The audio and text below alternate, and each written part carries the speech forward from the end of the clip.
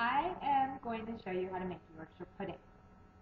Yorkshire pudding sounds like a very fancy thing, and I think it kind of is a fancy thing, but like everything else I love to make, it is super, super easy to make and has very few ingredients. What it is, it's not a pudding like a dessert, it's a savory item, and you would eat it like we are going to tonight with steak or some other kind of meat. The recipe calls for a cup of flour, a cup of milk, 2 large eggs, a quarter cup of usually like meat drippings, but I always just use oil, and that's it. That is it. So how you make this is basically you put the flour and the milk together, and then you stir it up and put eggs in one at a time, and then the only tricky thing about it at all is you have to refrigerate it for a little while. Well, you're supposed to refrigerate it for 15 minutes or something, so, you know, if you're cooking and you can remember, you know, you start with this and then you do some other things and it's no problem. But if you forget, you know, you do not have to refrigerate it for a whole 15 minutes. You can just, till it's cold, because the main thing is what happens with this is how it cooks is really neat. You heat your oven up to 400 degrees, and that's really important. And then what you do is you heat the oil. So you need a glass pan or something kind of like it. I think I'll probably use this, although if you have a smaller pan, this is probably actually right. I think it's like a 8 by 8, or yeah, it's an 8 by 8.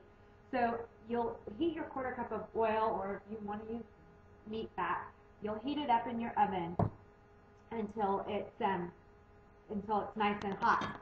And then you pour your batter in there and you bake it until it looks right, which I'll show you at the end of this how that's going to look. But I mean, it's so easy. I mean, that's the whole thing. It is so easy. And as long as you get the cold part cold and the hot oil hot, and then you pour it in, you have this awesome, really neat, yummy, totally delicious side dish. So now I'm ready to put this in the oven and heat it up. I put a quarter cup of oil in here, and I'm coating the pan all around, coating the sides. And I know that. And I'm going to put this in the oven and get it really, really hot, and then I'll pour my batter in, and I'll show you again what it looks like when it's done. And there was one other thing I wanted to show you.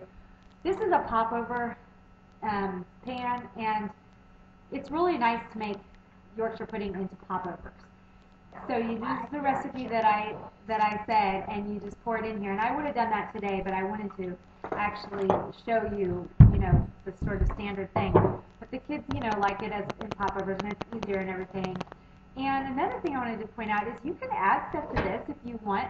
You can certainly add cheese or, you know, any kind of seasonings or flavors that you want. You may have noticed the recipe doesn't even call for salt, but it's really a nice thing.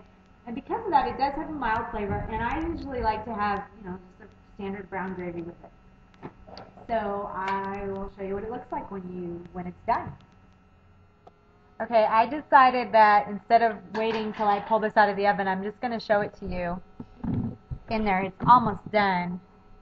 So what I wanted to point out here is that when I poured the batter into the hot oil, it filled up at very most an inch on the bottom of the pan.